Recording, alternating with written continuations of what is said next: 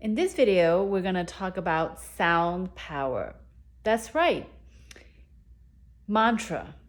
Okay, what we chant is what we become. So think about this. Albert Einstein says that we, human beings, are slowed down sound or light waves. Basically, we're like a walking bundle of frequency that is tuned in to the cosmos. So, you see how powerful that is?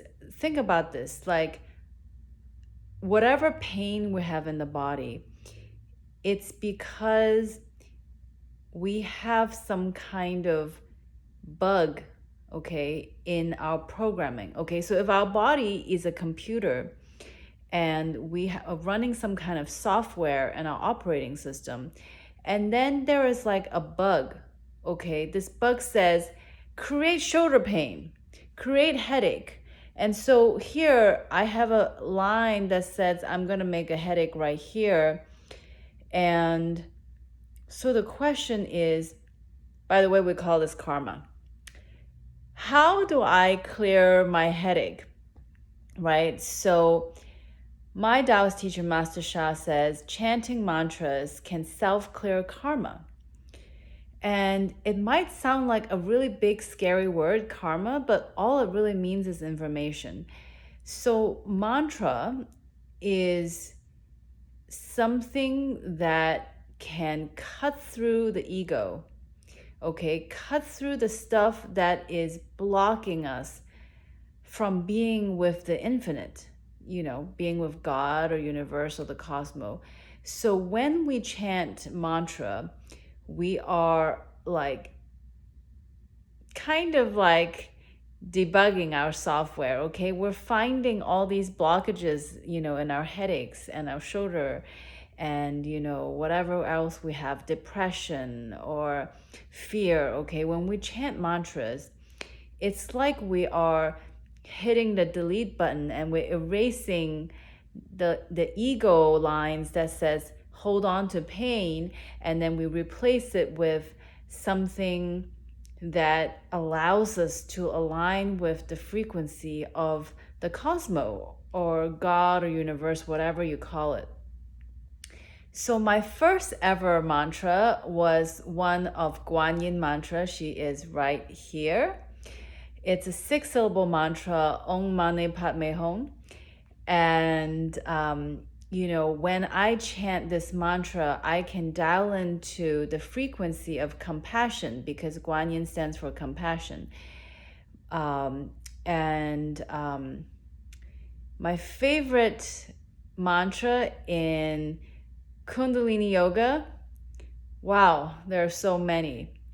But I really like Satnam, Satnam, Waheguru, Satnam, Satnam, Waheguru. Satnam means truth in my name.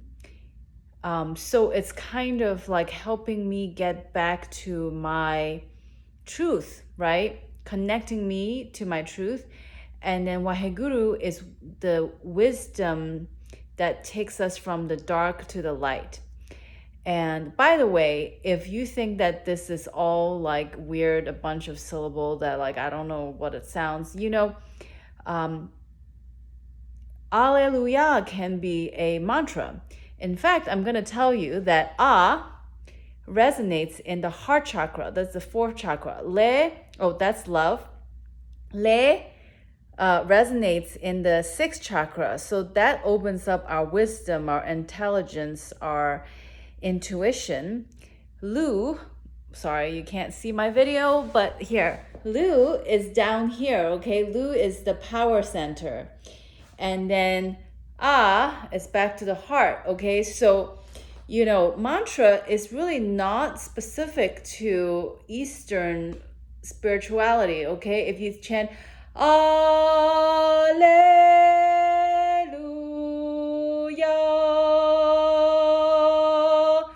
Alleluia.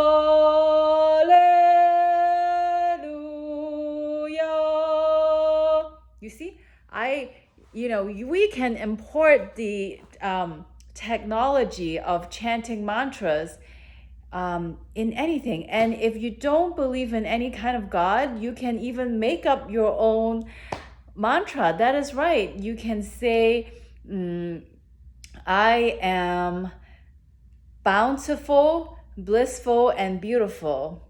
I am bountiful, blissful, and beautiful, right? So I can bring I am bountiful into my power. I am blissful in my heart, and I'm beautiful. You can just make up anything you want. You can say, I am strong and beautiful. I am strong and beautiful. So basically, it's kind of like brainwashing, if you will. We're putting positive affirmation into our body. And yeah, so it's incredibly powerful when you just sit down and you just chant the same thing repetitively over and over again. Of course, we want to pick something that is good, right? Like, for example, I can chant, I am love. I am love. I am love. Love, peace, harmony. Love, peace, harmony. Love, peace, harmony. Love, peace, harmony. Right? So you can chant it in English, Chinese, or any other language. It's very, very powerful.